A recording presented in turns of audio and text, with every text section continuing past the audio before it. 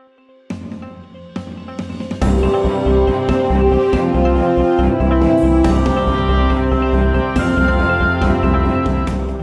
we have is an equally distinguished panel with a whole bunch of questions that I have here for everyone. I think, as I'd said to you guys, I'll have kind of the series of questions. I'll say who I'm going to, address it to and so on. I want to begin actually, in fact, Bimal, with you. So you've been yourself a senior corporate executive, part of several top teams. Thinking of some of the most effective senior leadership teams that either you've been a part of or you've worked with, what were the 2 or 3 defining characteristics, right? What did they do really well that made them an effective or a high-performing team? So, both being part of sort of teams over time, as you, Pradnya, said, and then now working with several teams, to me, there could be several things, but I think I just try and pick the top 3 since you asked for 3 or 4, So I think before I go to those top 2 or 3, maybe something to understand is that no team is absolute world beater in all contexts. So teams are contextual. So if you take sports analogies, for example, you'll realize that, and cricket being Indian, let's put it this way, the same Indian cricket team which plays in New Zealand versus plays in Australia and England and in India and Bangladesh can actually perform extremely differently in different conditions. So I think to say that a team will necessarily be successful in all contexts, so that brings me to the first point, which is that I think teams which understand that they have to do fundamentally different things in different contexts, I think tend to be more successful in general, okay? So how do you read the context? How do you really understand that the signals coming from the world around you are fundamentally different in today's context, let's say against yesterday and so on and so forth. So different markets, so on, okay? The second thing which I think individuals in the team, and I'm being very specific here, that it's not collectively the team, but individuals in the team, but somehow it sort of seems to aggregate. They tend to give a lot of space to people below them. And I'll try and elaborate that point a little bit. In most teams, and particularly with senior leaders, you will find very often that there is a tendency to go down and do the work of one level lower, okay? I think the teams which are really successful actually are very clear that they will not go down one level lower. They will actually ensure that people down the line actually push them up, and they actually almost sort of pull up the rest of the organization. So, I in my mind, I'll always call that push versus pull, that do you have a pull technique of taking the organization up, or do you have a push technique which actually takes the organization in a way down, okay? And I think the third thing which is characteristic of a team is a good team, so to say, top team, I think is to understand that there are 2 different journeys each of the individual is going through. So there is an individual journey and there's a team journey, okay? So the person is wearing, in a way, 2 hats where he has his or own career goals, personal goals, and so on and so forth. But there are also team goals, and the ability to be able to both differentiate and marry individual goals and team goals play a very critical role. Because, in many situations one finds that collective teams actually start confusing individual goals with team goals. And that creates not just conflict, but also a lack of direction sometimes and issues of, what the earlier panel was talking about, collaboration and working together and so on and so forth. So fundamentally, to understand that, this team constitutes of individuals who form part of a team, and these are 2 different entities, is actually a core of a good team. Very nice. Actually, what you said triggered a memory. When I used to be at Microsoft, there was this leader I used to admire, and he would often say that, Pradnya, there is no we without the me. He just says that actually the more effective teams tend to put the we ahead of the me. And I thought that was a very interesting yin-yang that you're talking about, which is the individual journey and then the team's goals. Pankaj, actually, that gives me a great segue to move to you, which is something that I've been wanting to ask you. And of course, you started your company, was it 10, 15 years ago? 13 years ago. 13 years ago, with Shelly and you as the co-founders and a small group of, people with you. And from there, it's grown to 1,000+ people organization. And I've seen your team and over the years.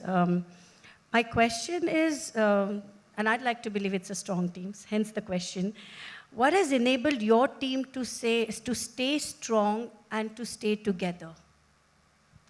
Yeah, so before I say, those of you planning to leave, don't leave. This is the best session of the day, I can promise you. Yes. So I saw some of them leaving. And it feels so good because first time I feel like I'm omnipresent. I can see myself in the glass. I've never been into the hall where I see myself all over. That's right. I have friends, I have PV, I have Bimal and Pradnya of most, and so many in audience. So feel delighted to be at Hogan's conference. And before I still answer, let me tell you that People Strong leadership journey, I attribute a significant part to Hogan and Pradnya's, her own interest. So thank you, Pradnya, for that. So coming to your answer, so we, at People Strong, we are being blamed by many times our investors that we do too many offsites.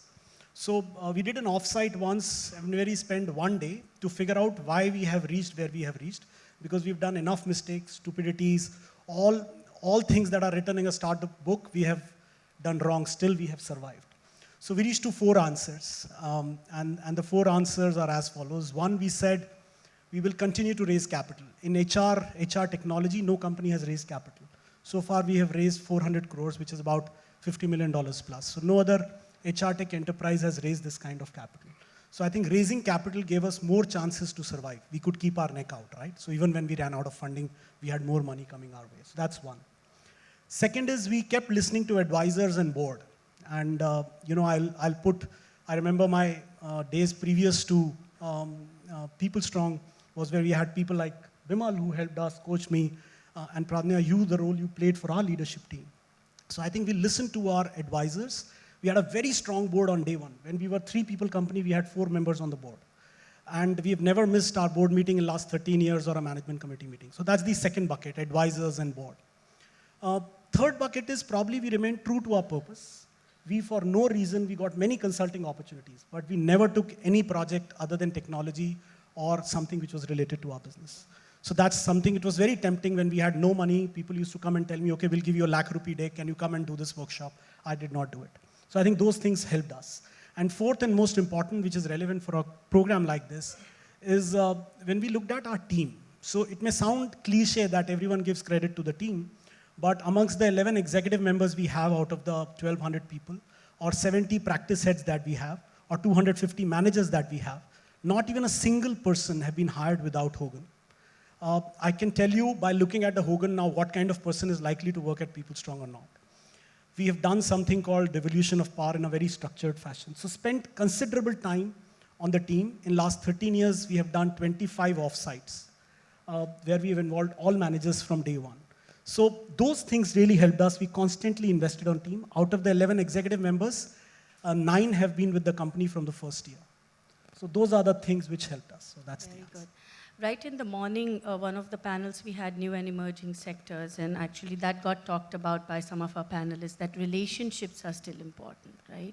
Relationship is the glue that keeps it, and I think that's a theme that's resonated with you. And taking the time sounds like it, because teams have to be grown, right? I mean, it's a significant investment of time and effort, and sometimes people say we don't have time, and yet you've said you've done your meetings and your offsites. When you push people for results, it becomes hard. So Yeah. we grow at 55 to 60% CAGR every year. When you grow like that, we do fight, we do punch each other, but still somehow survive together. Great. And Gus, actually that brings me to the question I had for you, because Winsborough's work with teams has articulated psychological roles that team members play. And some of it was, as Pankaj was saying, they come together, they talk through things, but getting a little bit more specific, there are roles that you say team members play, right? And they're predicated by HPI. So Pankaj talked about the Hogans. And so could you elaborate on these roles for the audience? Not everybody's heard about them, but I think it's a great connection of the Hogans to the team roles. Sure. About 12 years ago or so, we did some research into top teams. So Winsborough works with some top teams in New Zealand. And we looked at about 30 different top teams, and we looked at, we did interviews with the team members and and the board and the direct reports, and we did assessments and all those sorts of things. And out of that work, there emerged some quite clear psychological roles. And I think it was really interesting at the time because we tend to think of in organisations, everyone can draw an organisational chart and it looks really nice and neat and we can see the lines and everything. But we all know, I think, that teams are really messy. You know, by the time you actually bring people and opinions and backgrounds and the context differences that Bima was talking about, it does get really quite messy. And for me, I think that's sort of dictated too by the complexity of relationships that you hold inside of a team. So if you have 3 people, for example, you have 3 relationships. If you have 5 people, you have 10 relationships. But if you have 10 people, you've suddenly got 45 relationships. And so it's exponentially increasing. And the amount of complexity that you hold inside teams is socially really demanding. And I think what happens is that people tend to emerge into psychological roles inside of a team as well as their functional role. And so the psychological roles that we found 5 psychological roles that emerged. It was really interesting just listening to Faradan a moment ago, and he was talking about the archetypes of roles, and I think there's a lot of crossover. But we found 5 roles, the first of which was a results role. And the nice thing about these is they can also map super easy into the HPI, so you can kind of tell what role people will naturally take, or one or more. But the first being results, and so that is usually someone who's high ambition, and they're pushing for results inside the team. So imagine a team meeting, and inevitably those individuals will be saying, well, what is the outcome that we're trying to achieve? What's the thing we're going to be delivering on? So they play quite a strong psychological role around results. But the second thing is relationships. And you always find there are some people in the team that are just moderating tension and conflict and so forth. And that maps onto in the HPI, that maps onto higher amounts of sociability and interpersonal sensitivity. So they create the conversation, they get people talking, and they're kind of sensitive to what's happening in the relationships. And if you think about what we've said before, there's a lot of relationships occurring inside. The third one is process, and again this kind of came up earlier, that there are some people inside of a team that play the process role. You know, what's the agenda, are we running to time, are we hitting the goals, the targets, and you know, quite a strong focus on the delivery elements, right? So higher prudence. There's a couple of other roles though, and I think they're quite interesting. So there's an innovation role as the fourth one, which is really around that higher inquisitive. But as the Hogan research team, I think, kind of highlighted recently as well, there needs to be some ambition in there too, because if you are curious but don't have the ability to project a vision or an opinion or a possibility, then sometimes that can be there but hidden. But the fifth one I think is a really important role, and that is about there's pragmatists, and we all know that there's some people on the team that will just at some point go, we're talking too much. You know, this is ridiculous. What are we trying to achieve? And we've done enough talking, and that's a great idea, but it's just going to fail.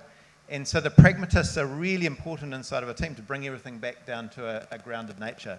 And they turn out to be lower on interpersonal sensitivity because they're blunter and they can say it, and also lower on inquisitive because they're not being distracted by ideas, they're focused more on what's the task at hand. Right. Yeah. Which actually is a great connection to what maybe I want to ask you is, you know, what do you guys talk about? You're part of the top team of the hotels, you know, that we are part of, and when these top teams get together, I'd love to be a fly on the wall, but what do you talk about? Yeah, thank you, Pratnya. I think that's a very interesting question, but before I answer this question, I just want to set the context. You know, there is a relevance to what I'm going to say and to this context. The interesting discussion in the room on humility. I find Dr. Hogan's presentation on humility extremely relevant, and it resonated very, very well with me. Within our organization, the leadership anchor, what we call as the leadership framework, has got 4 components. The first one is humility, the second one is humanity, The third one is humor. And then the fourth one is hope. So do you crack jokes? It's since you asked me about it, humor is all about, as to how am I looking at myself. It is not about cutting jokes on the others, am I taking myself too seriously, or am I able to look at my stupidity and laugh about it? That's the humorous part of it. But coming back to your question, there are several conversations we would have within the leadership team. There are several meetings structured. Once every 15 days, the leadership team meets, the top ExCom meets, and then we would have the business-related stuff. But what is more important for our discussion today is what we do once every 3 months. We call them as culture meets, right? It is all about the culture and then the leadership behaviors. Again, the anchor is the 4H model of humility, humanity, hope, and humor. And then we pick up the subjects, it's emotional intelligence which dominates the whole thing. And again, when we talk about emotional intelligence, it's not about emotional intelligence in an abstract manner. It is how do we get the all 40 plus leaders in the room assessed. It is the Hogan assessment, which is one of the assessments we do. And also, assessing them under EQI 2.0, the emotional intelligence assessment, and also getting the feedback. And also various If I may just observations. interrupt Oh, you, yeah, sorry. yeah. When you say you have those culture meetings, what is being discussed? What Yeah, are the I'm coming to that. conversations? And I want to come very specific to the question, because then I want to ask a few follow-on questions to Bimal and Gus about this. So, Yeah, but yeah. since you're part of a team, an active team, I wanted to get what do Yeah. you guys talk So like I in said, a minute we or two? discuss Yeah. different things in the meeting. the It's not business just- meetings, yeah. In the business meeting. In the culture meetings, it is all about leadership behaviors. And Your what has... own- Okay. Please allow me to complete. I think that, what we do and discuss is the leadership behaviors. What came out of these culture meets is the leadership code. The leadership code talks about as to what behaviors you need to exhibit always and what behaviors you never exhibit at the workplace as leaders. It is a pretty simple things like, trusting other people, listening them well, and then, not gossiping at the workplace, not politicking. Those are the aspects. And again, these are not at abstract level. We integrate them into our other HR processes. For example, the performance management system. I'm going to Yeah, sure. stop Yeah, there a yeah, little yeah. bit because I'm trying to get more into the team, and I think we're going a little bit beyond that to that. So I want to just get to, from the conversations, actually it's a lead-in to Bimal, what I wanted to ask you. You work with teams, top teams for strategy alignment, right? And a little bit of what PV was saying was there is, yes, the business review meetings, and then there's culture, which is all about culture and leadership behaviors. I have a very specific question, because my panel today is going to be really cutting to the chase, folks, right? This is the stuff we want to know from people who work with teams. When you work with teams, teams that deliver on strategy versus teams that don't, right? Those that deliver on strategy, what do they do well? And then when they fail to deliver and you can see it, what do you see them struggling with? What gets in the way?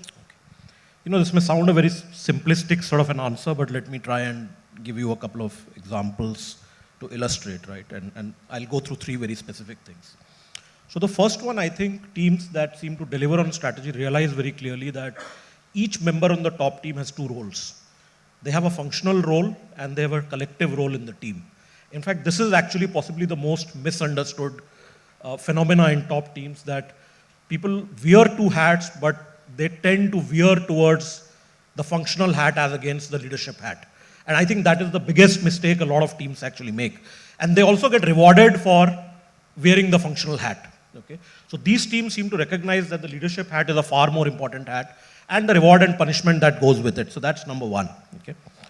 Number two, and this is the one where I was saying seems very simple, these teams tend to spend, and partly to Pankaj's point and what Pranay you were saying, spending time on building trust. I think when you have a lot of trust, the handover takeover of tasks, the handover takeover of issues, conflict resolution, many of the other things where we then get stuck as a team actually somehow seem to get resolved almost immediately. I have worked in teams where somebody could pick up the phone and a really contentious issue will say, I really need your help this time. I know you're not with it. Can you get it done this time? And the other guy will say, okay, done. That's it. It's like a 20-second conversation.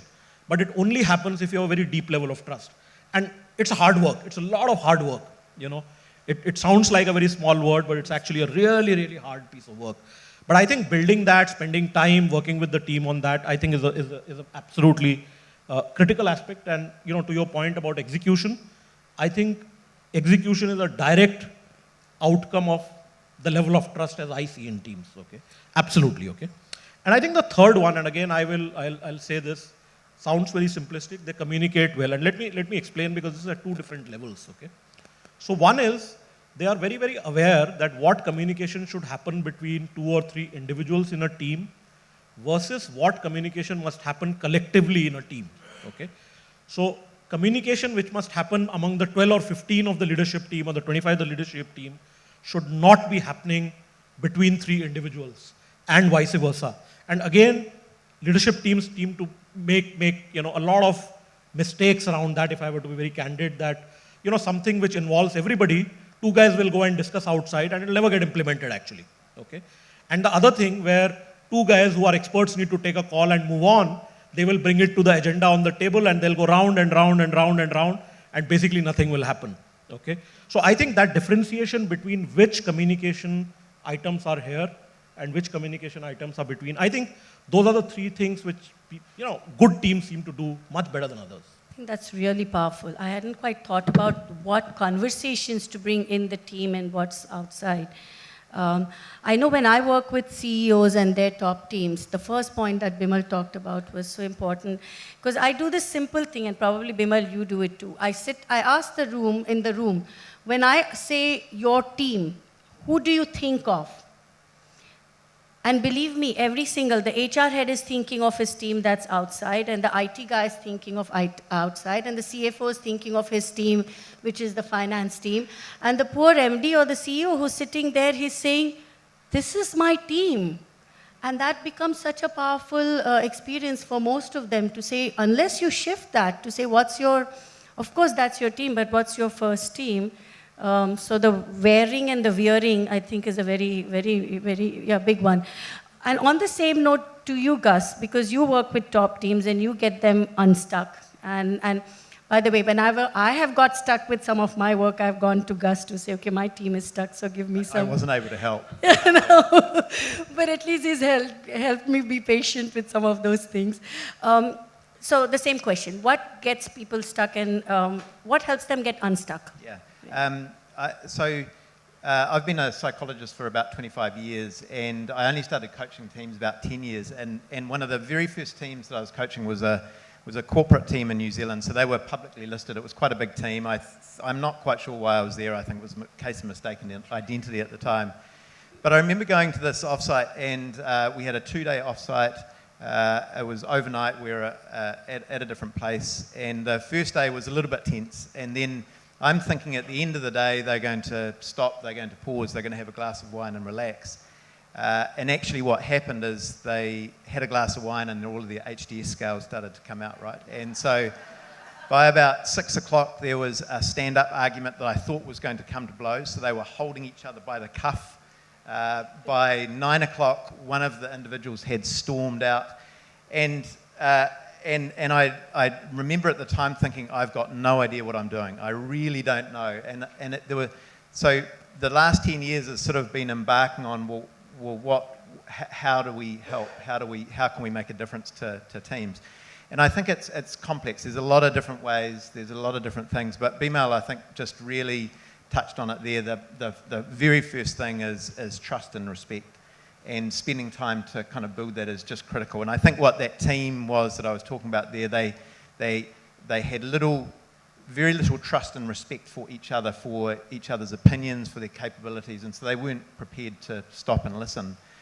But there's sort of 2 things that emerged for me. It's really, teams are about, sometimes you can break it down into getting stuck around the team dynamic, and sometimes it's around the team performance. Yeah, and the 2 are kind of related. You know, I think you have to have a reasonable dynamic in order to be able to perform, and also to have a good dynamic, sometimes you need to get some wins and you need to be able to perform as well. And so around those 2 things, we use two particular methods. And the first around the team dynamics is clearly the Hogan, so the individual piece, and also looking at collectively how the team operates, you know, what the roles are, like Bimal was talking about there too. But the team performance piece, we used a rocket model. Gordy Curfey, who was Dr. Gordy Curfey, I think was in the Naval Academy with Dr. Hogan at the time. But it's a great combination, I think, sometimes of understanding what are the soft and the hard measures of the team, and both are quite critical to assess. So if we have time, maybe we'll circle back to that team assessment survey. But I'm, Pankaj, moving on to you, and it's sort of the journey that your team, top team, has been, and you said you've been together. So this is my question related to that. In the last 13 years, all of you have grown as people, not just as professionals, right? And as your team matured, how did your leadership of the team change?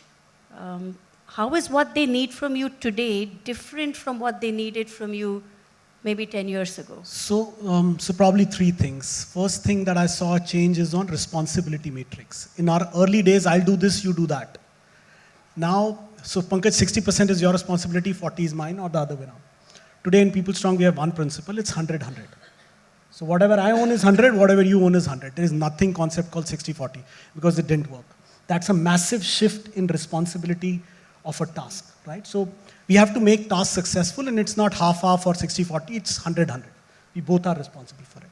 That's one fundamental shift we have seen in our leadership team. Second is because we were a very coherent team, we always allowed each other for mistakes, right? I can't fire Shelly, Shelly can't fire me. Shelly is my co-founder. We both can shout at each other, but we can't really fire, you know what I mean to say. And we had a very performance-oriented culture. So the fundamental shift, we moved from ownership to accountability. What I mean by that, earlier, I remember my head HR, his name is Devashish, very dear friend. He used to walk up and he said, Pankaj, I'm sorry we failed. I take full ownership. I said, great, there is no politics in the company, people walk up. He came second time and again said that. Third time I said, Devashish, it's not helping. You're owning up, but we are failing, right? So, and he was like looking at my face, he said, yeah, but I'm just telling you. So I said, no, if India-Pakistan war happens, I will allow you any mistake. But if it doesn't happen, you have to own the success. So we changed the model from ownership to accountability, and the way we define accountability now is you own the positive or desired outcome. So don't come to me with that ownership trumpet and we all feel good about it. In earlier days, we used to feel about it. And last, when you start scaling, you have to become a little thick-skinned. Earlier, you have to become a little thick-skinned. And this is a very hard thing. Sometimes customers can be unreasonable. We also do mistakes. So don't become so touchy. So we have used our Hogan profiles to do assessment. None of our offsite starts without Hogan. We have done every 3 or maximum 4 months, there is a very deep, what we call catharsis process being done, and I see Rahul here. Rahul used to help us in running those processes. Now it becomes such a core part, and we use Hogan as a base. And so many things that we run with each other. So those things have changed fundamentally, Pradnya, in our culture, and I believe I attribute these things to scaling up culture. Otherwise, it would have been very, very hard for us to scale up. And has your leadership changed? I wish my team could have answered. They think that I have moved from bad to worst, but I believe I have become far more comfortable in let go. Only function that I'm not able to let go is marketing.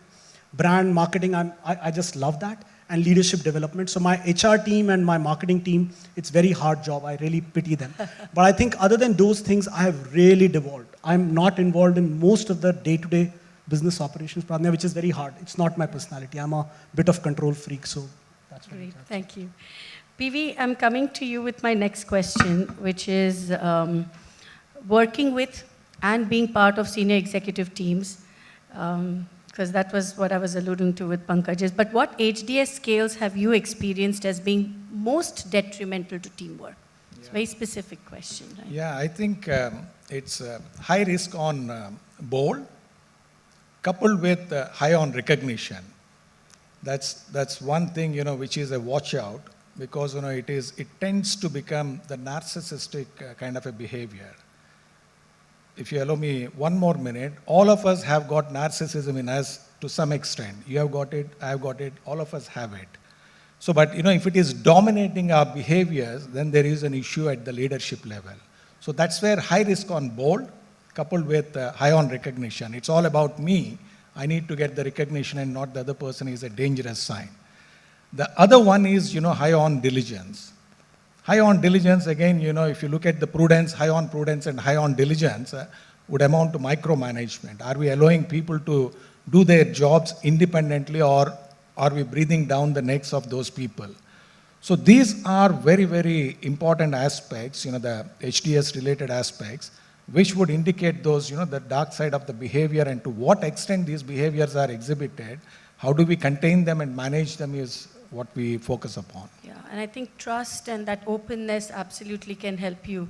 Or who was saying sense of humor, being able, self-deprecating, able to laugh at yourself and your own derailers, right? Maybe one or two quick questions. Bimal, I'm circling back to you. You work with senior executives, CEOs, CXOs, you coach them. How much of that is coaching on how effectively they're leading the team? And if so, what kind of issues tend to emerge in your conversations with them? Okay, so let me give you a bit of a background, because some of the coaching work I do is with teams and with individuals. Okay, and I use multiple instruments, including the Hogan. With teams, I tend to use the values instrument actually much more than anything else, because with teams, the critical thing seems to be that is there a commonality of values? And in fact, almost to the other side, if a team does not have complementary skills and styles, it is likely to be generating a lot of groupthink. So when I coach teams, I often ask them to inquire this whole issue of around, can you have some understanding of commonality of your values? Wherever there are differences, get a sense of that, as long as there are no significant differences. But more important is that don't focus too much on trying to get styles and skills as similar. In fact, the trick is to get complementary skills and this thing while having the values, at least the core values aligned. Let's put it this way, okay? And I think I wanted to make that differentiation, because sometimes coaching a team can be very different than coaching an individual who's leading a team, okay? A CEO or a CXO who has a next level team, okay? So yes, in individual coaching, very often the kind of issues which come up, or one of the issues which comes up is, I have a challenge with the team. And the 3 or 4 typical challenges which come up are, one which I think Pankaj mentioned briefly, I am not able to hold senior people accountable and I really don't know what to do with it, okay? Or how do I really deal with it, okay? The other one is an interesting one that, and this comes up quite often in coaching actually with senior leaders, particularly in Asia, a little less in other parts of the world, I think, at least the limited people I have worked with. Even if there is somebody not actually fitting into the team or not really functioning perfectly in the team, leaders don't want to take a call.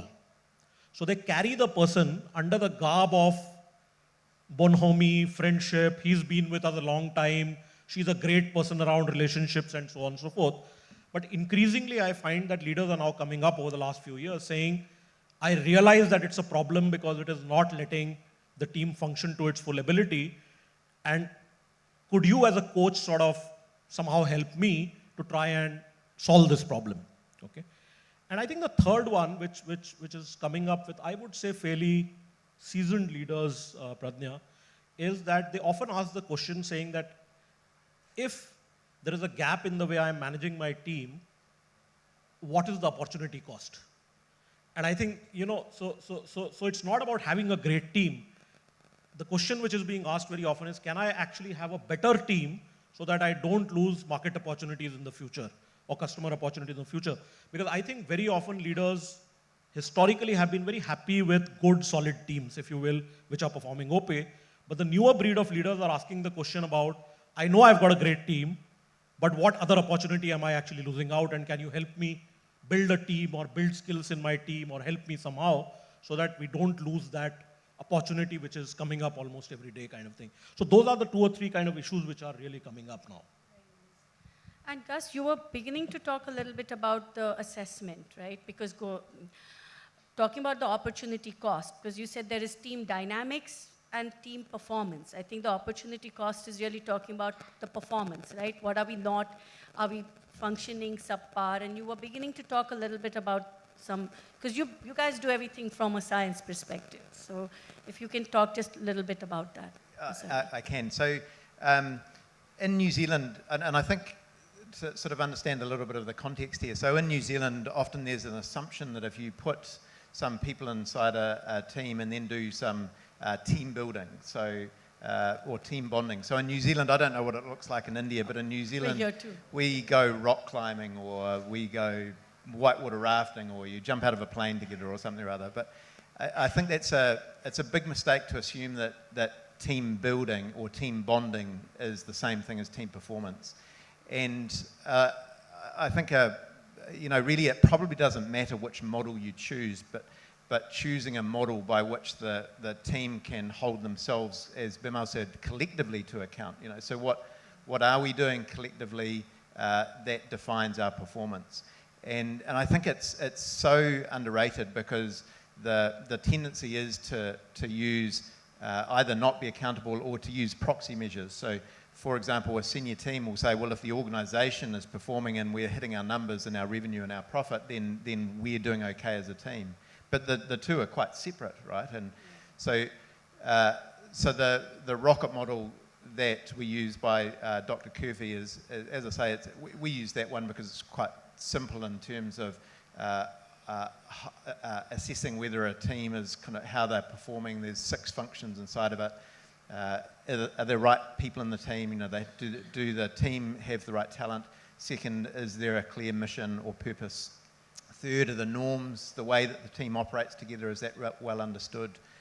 Fourth is about buy-in. So what happens when you disagree? And in top teams, I think that's a really big thing. It's, so how do you get beyond that source of disagreement, or when you can't decide collectively on something or other?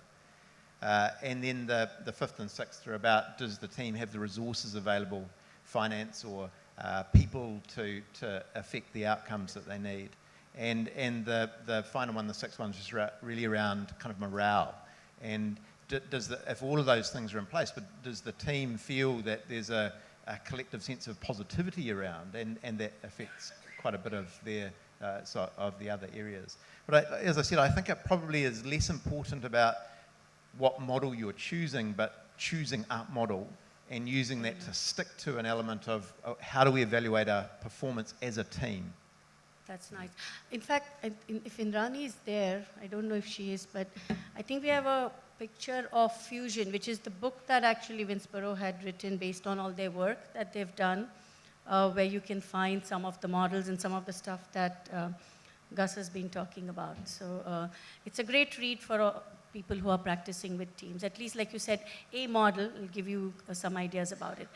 Quick question, maybe we should open up, I had few questions for both of you, but should we open it up for Q&A so we get She's being biased to the right side of the panel. I know. Just joking. No, okay. Let me, I have two questions. Let me build on that joke. I think that, in all the panels, the guy who is sitting on this side would get the least amount of time. Just a joke.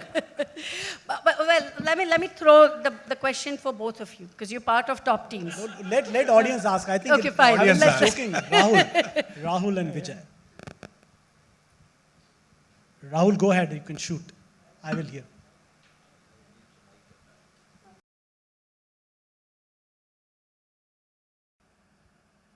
Mics never work when you want them to work.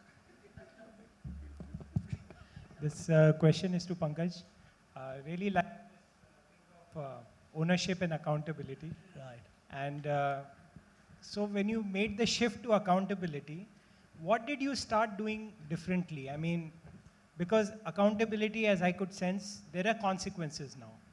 Now some live situations where your ex-CXO is coming and something has not been done. So what were the kind of consequences that start to happen? So I give very candid answers. My HR and marketing always tells me, don't go and say something which is not politically correct, but I'll still say because Rahul is asking, I can't deny. So we moved from a services company to a product company. It was a massive shift. 90% of people, including our investors, said it's not going to happen. But thankfully it happened. In that process, we had 38 people who were kind of old-timers, right? In startups, this is very strong, old-timers, new-timers. Whether you like it or not, it ends up happening. We had to let go 8 of them. I can't tell you how massively painful it was. The rest of the 24 said, we'll also leave if this is the mercenary attitude of people strongest. I remember those 2 months. I had sleepless nights. So we gave all 8 of them more than 1 year. right? But we finally realized their mindset was services. They're not wrong people. They're great people. But they just didn't know. Like a transitions guy will go and say yes to customer for anything. Because in services business, you say, okay, I'll do it A, B, and D. But in product, you go A, B, and C. So they did not have that product assertiveness that they had in a services mindset. So I had to fundamentally change. My financial team, they always used to come back for revenue. In our business, revenue, no one cares about revenue. What they care is LTV, CAC. CAC is customer acquisition cost. LTV is lifetime values. So the new words changed. Performance management, we were on annual systems.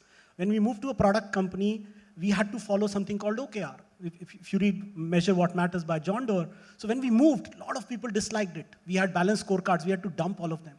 So these changes happened. So consequence management, Rahul and when you were in Vyaktitva, helped us.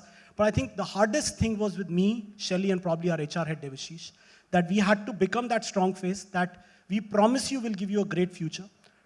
When we raised 400 crore, all those voices rested. 20% of equity of each employee was liquidated. I remember my secretary buying a house. It was such a great feeling, right? So all those voices rested, but that 1 year was probably the most painful year and most rewarding. Today's People Strong value, my customers, my investors, is all because of that 1 year. We took straight head on what I call consequence management. So that's what we did. Thank you. Thank you, Pankaj.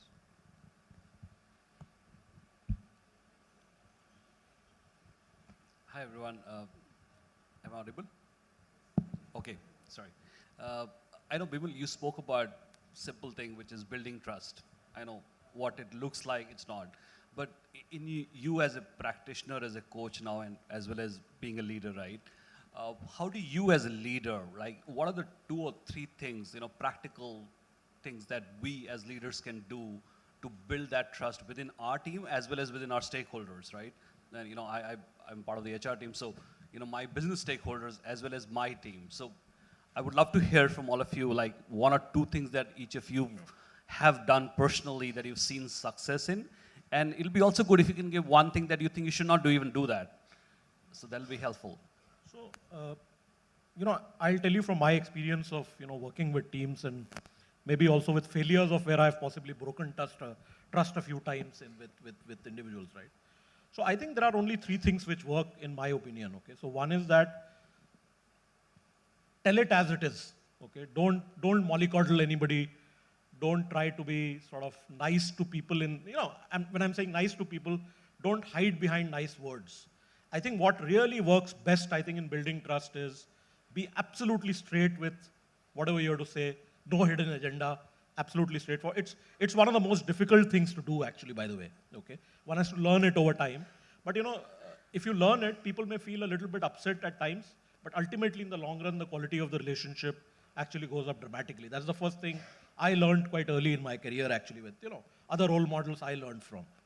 I think the second thing, and which I think seems to work quite well, is that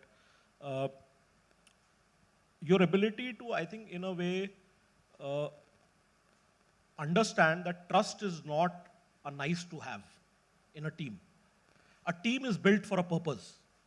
So it is not a negotiable that I trust you or you trust me. And trust has got 2 components, right? So there's a relationship component and there is a competence component. And I think it's extremely important to keep reminding oneself and to other people around you that just by having a great relationship, it's not actually going to work. You need to bring competence to whatever job you're doing, and it's a combination of that competence and character, as I think somebody describes it as, actually makes it work. And I think sometimes, very often, trust is seen as a nice to have, soft kind of a thing, but actually it's quite different in my opinion, particularly in teams. And I think keeping yourself understanding that all the time and also helping other people understand it seems to help. And I think the third thing which, personally has helped me, and, again, I've picked it up from other people I have worked with over time, I think you really need to listen. And when I'm saying listening, people say one thing, they very often mean a second thing, and underlying there could be a third thing and a fourth thing and a fifth thing and a sixth thing. And in our culture, people don't talk about emotions very often. They don't express emotions, right? So unless you are really deeply listening, your ability to build trust actually goes down quite dramatically, I used to have a boss very early in my career. I still go back to him once in a while. And his ability, he'll say, "Acha, chalo chai peete hain." If all of you understand, Hindi, for those of you who don't understand, let's go have a cup of tea. And in that 20, 30, 40-minute conversation, you would have literally poured your heart out and you never figured out why did you actually talk about all this. You come back and say, I was being a bit of a fool, I shouldn't have said this to my boss actually, But at the end of it, you realize that the value of that is huge. Because he's somehow, had that style of listening to you so deeply and you poured out everything, And I think some of those things are, they may play out differently for different people, but I think those are some of the core fundamentals, if you will, for me certainly. Yeah, I just want to say something on this trust part of it. I think that, the fundamental aspect, trust is, when we talk about trust, it is for us to display that trust.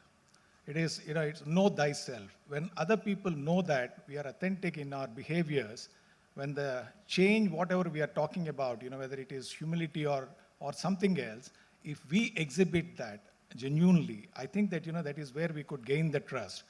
All other things like, listening well, like Bimal has said, those things would follow. But unless, we have that authentic behaviors, I don't think that, that building trust is not really possible.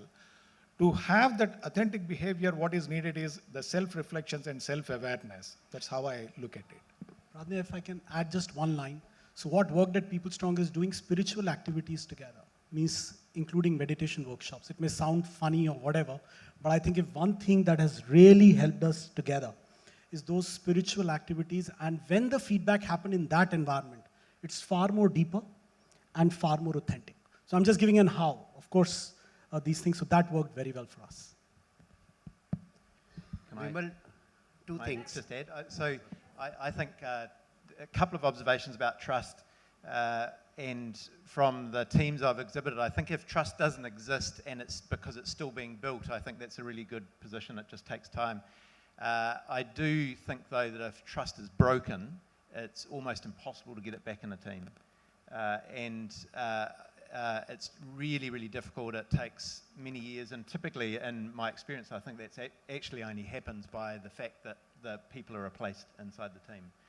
The second observation is a model that I tend to use and I've found really helpful is there was a model that emerged for trust out of the Canadian Defence Force a number of years ago, based on they had some issues. And it's a really simple model that I've found really helpful, and that is that trust is based on 4 elements, just 4 things. And the first of those is integrity, which we kind of take for granted. I think the second, and importantly, is about predictability. And it's an interesting one too, because that's around, the I'm low prudence. It's been a bit of a journey for me because, I'm probably not the most predictable person in terms of being there on time and so forth. And so working on that element of trust has been definitely a personal journey for me. The third one there is around the benevolence, and I think this is probably the most important point, is that often in the professional technical world, we tend to assume that trust is born out of being competent.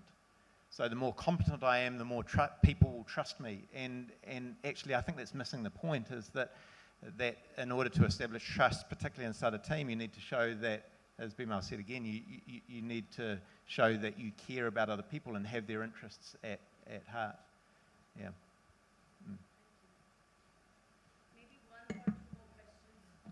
We have 1 or 2 questions.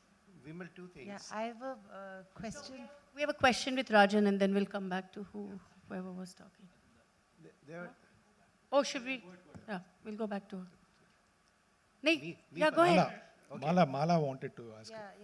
First, And PD, two things. my question was for you. So thank you for picking it up. So, when you talked about the 2 watch-outs, which was bold recognition, and you talked about diligence, prudence, I almost got the impression, looking at you, that there were a couple of great stories sitting there, and that was where, the basis of your saying what you did. So any examples that you can share with us of, how you see these as personality, but you've dealt with them in terms of the language of behavior change. So anything that you could share with us? No, thank you for that question, Mala. But I think, 2 things. I don't want to get stopped by Prajna saying that this is not a specific answer. We can connect offline and then. Yeah, or saying we can take it offline. And I also get the feeling that Mala doesn't really like me. You know, I know why she has asked this question, but you know, very quickly, Mala, very quickly, I think that, you know, it's many times understanding as to what is causing that particular behavior. If a person, like, you know, we have discussed high risk on bold, so what's causing that? You know, there could be many reasons for that. Many times, the insecurities within can come out in the form of such behaviors. So how do we provide an opportunity, be it through coaching or allowing that person to vent it out? You know, in one of the stories, I told my boss that, you know, you can come into my room and vent it out every day morning. Every day morning, I know some of the people sitting here would know as to what I'm talking about. Come and for 20, 25 minutes, you know, there will be like a bashing up, not me, as to whatever is happening in the organization. It vented out. Then after that, the person, you know, cools down and those negative or dark behaviors won't really shown during the day. So we'll connect on this separately, Mala. You know. Thank you. Thank you, PV. Thank you.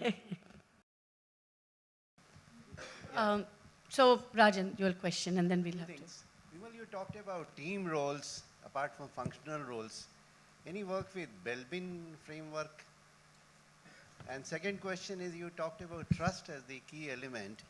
What are your thoughts on interpersonal sensitivity, whether high interpersonal sensitivity will come in the way of trust or whatever? I mean, authenticity. Rajan, this is a Hogan conference. Yeah. You misread. Yeah. No. So let me say there were two questions. The first one, yes, we do work with Belbin, and let's stop there, okay? Because otherwise Pratna is going to murder me any which way, okay? But on Or the roll second, my eyes. yeah. But on the second one, interpersonal sensitivity, and this is pure personal experience, nothing to do with Hogan, okay? So and I'm not a scientist like Gus or Pratya or some of the other people here, okay? Because I look at it from a very practical perspective, if you will, as both inside organizations, what I do in my work. I think interpersonal sensitivity keeps people awake. But good CXOs and CEOs, I think, also realize that the role they play is far more important than themselves. Okay? So they're aware that this is I have deep interpersonal sensitivity. It may be difficult for me to take this call. Therefore, they figure out ways how to take that call. It still does not make that they will not, like Pankaj was saying, he'll still have sleepless nights. But he's better aware and he builds coping mechanisms to deal with it. Because see, you have to understand that for a fundamentally good leader, the role of a leader, what he's playing and larger purpose, is fundamentally more important than their own discomfort with trying to do something. I think that's a very important aspect of leadership. Great, thank you.